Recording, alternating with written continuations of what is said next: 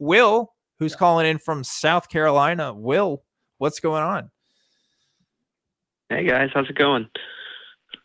Yeah, going good. Just talking about weird Chinese cults. So yeah, I heard that. That was pretty interesting. All right, so I'm currently in a public speaking class in school, and we are doing our third speech, and it's a persuasive speech. And I decided to pick the topic of persuading people to use epistemology to examine their beliefs, to make sure that they have good reasons for believing the things that they believe. And I was just wondering if you guys had any tips for me about, going about how to explain this, or anything, examples I should bring up or use or anything.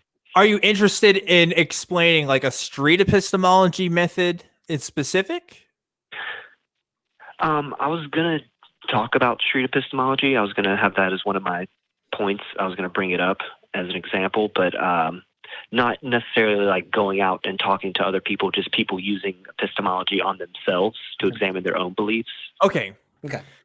Yeah, because like epistemology itself is just the philosophy of, the study of knowledge. So it's just using the word epistemology may not be reference to a specific method.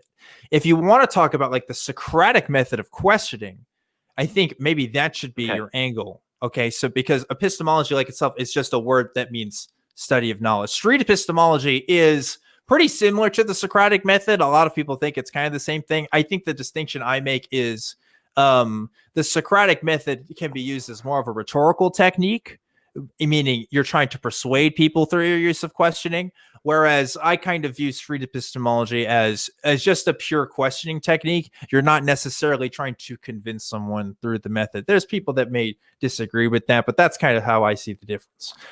So if you were to do this speech, I would look into Socratic method and see what you can learn from that, and just start from there, because street epistemology isn't something you're going to see in a philosophy textbook. I don't know I guess this is just a public speaking class, so it doesn't really matter too much. But I think a lot of people are going to be more familiar with the Socratic method, and just saying like, hey, look at how Socrates used this method in some of his dialogues with people, and see how he used it to get people to question things. We should be doing that same thing, because questioning people about their beliefs is important, because beliefs influence actions, and I want to live in a world where people are doing good things. So I think that's how I would approach it. Puck, do you have any takes on this? Yeah, first of all, props for learning public speaking.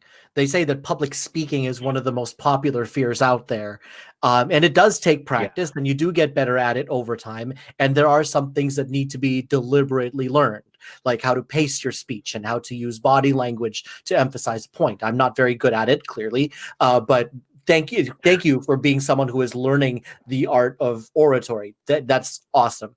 And when I when I was looking at your question, I was wondering about that also. It's like, are you asking about specific like street epistemology, because that's the term that gets used on the show a lot, or are you just asking, can you look in yourself and look at a belief that you have and say, why do I believe this?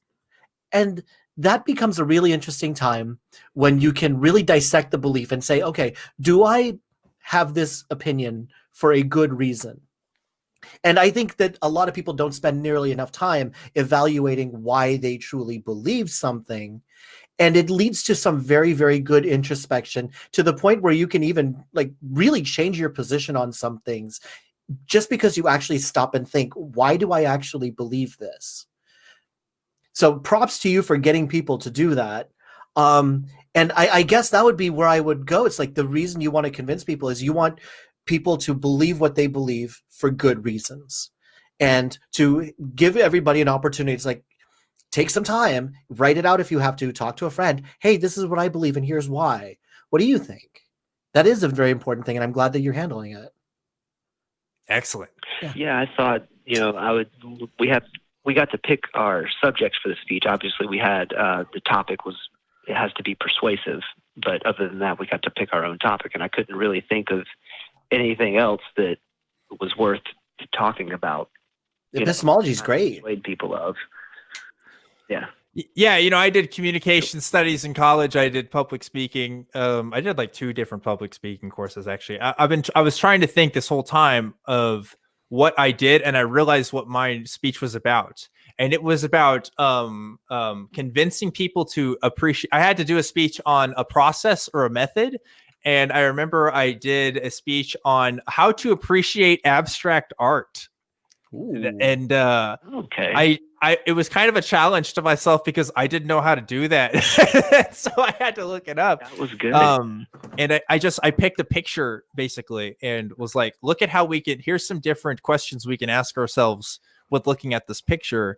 And to get kind of some more meaning and nuance out of it, we can also use biographical data from the artist to see if that interplays. It gives us makes the painting speak to us anymore. Like there's all kinds of ways you can do it. So yeah, public speaking is fun. Good luck to you, and get that A. Thanks, man. Yeah, I'm going to do that for sure. And Puck, I just wanted to say I share your fear of open water. Thank you. I can't be in bodies of water. How are you? Like, can you be on boats? No, yeah, boats. That doesn't, like, whatever claustrophobia is, I have the exact opposite, right? So if I'm on a boat and there's nothing around me but open water and I can't get my bearings and I have no visual point of reference, I'm done. I can't do it. I tried a cruise ship once. That didn't help. Nope. Will, thanks for calling in. Appreciate your call. And hope you have a good time writing that speech. Good luck. Let us know how it turned out. Yeah, I was thinking of I heard somebody say one time they were talking about their fear of the ocean, and I think they said something to the effect of like the ocean clearly doesn't want us to be there. So yeah. I just let it I just leave it alone and let it be. And I just really like that line. Like the ocean doesn't want us there, okay? Like just and I'm okay with that. That's fine. Yeah. I get the hints. Yeah. It's really, really funny.